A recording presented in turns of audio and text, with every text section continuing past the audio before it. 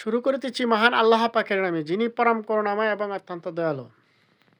এই যে দেখেন, সিলেটে হযরত শাহজালাল ইয়ামিনী রহমতুল্লাহর মাজারে, যে মাজারের মধ্যে এখানে যে সময় এই পল্টন ময়দানের মতো এই ভাষণ দেওয়া হচ্ছে, স্লোগান দেওয়া হচ্ছে, তখন মাজারে তারাবি নামাজ চলতেছে।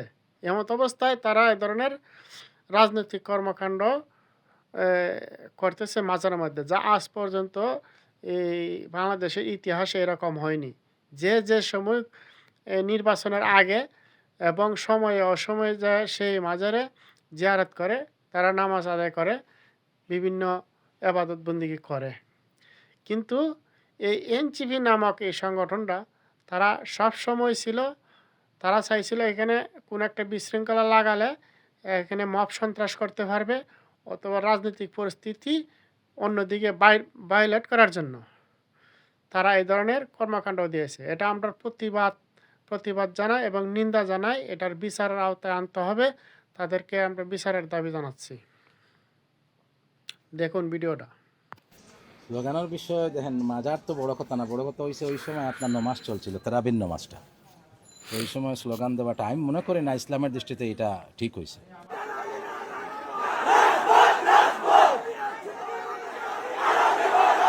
আমাদের সিলেট শহরে যদি বলি, অতীতের যে রাজনৈতিক দলরা আছে, তারা বাইরে শোডাউন করে, মোটরসাইকেল শোডাউন করে, যাই করুক না কেন, অন্তত মাজারে যাওয়ার পরে তাদের একটা নীরবতা থাকে, তারা নামাজ পড়ে, মাজার জিয়ারত করে, এই ধরনের প্রচলন থাকে।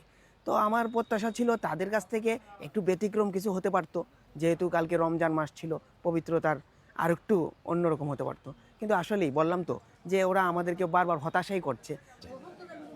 কিন্তু ওই সময় নেতারা আসিয়া আমার ওই যে সামনে একটা বক্স আছে, আমি দেখার মধ্যে চুষাশিনি রাখি, ওইটার বক্সের গ্লাসটা ফালাই দিছে। তারপরে ওইখানে মাল সামান আমার সব একদম উলট পালট করি, আর মানে এক ধরনের বিশৃঙ্খলা। যাক, শেষ মুহূর্তে আমি ওদের কিছুটা ধমকের সুরে আমি কইছি, বাবা আপনারা চলেন, রাস্তায় যান, গিয়ে আপনারা স্লোগান দিয়ে যা ইচ্ছা তাই করো, সমস্যা না, কিন্তু আপনারা আমার দোকানে আসে এই ঝামেলাটা কেন করতেছেন?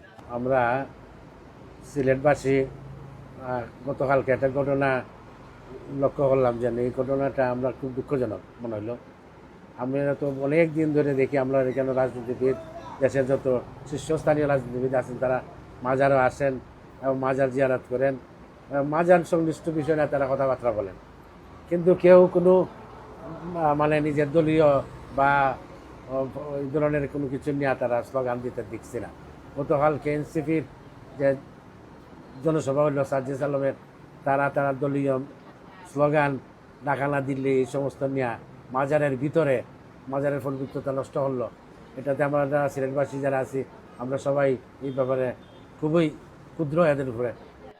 স্টাফ তো আর ওই সেখান তো আমি তো বহুত মানুষে কমপ্লেইন করছই নাকি, তো করা ঠিক হয়েছে না, কি হয়েছে না। এখন আমরা কর্তৃপক্ষ তো আর এগু কিতা করতাম পারি, আমরা তো এগু জানিও না তারা যাইলাম মিছিল দিবা করবা, এগুলো তো এখন গ্রহণযোগ্য ওইখান দর্শক আমার ব্যক্তিগত তো নাই না, তো মুসল্লিন তোর মাঝে একটা বিরূপ মনোভাব আইল আর কি।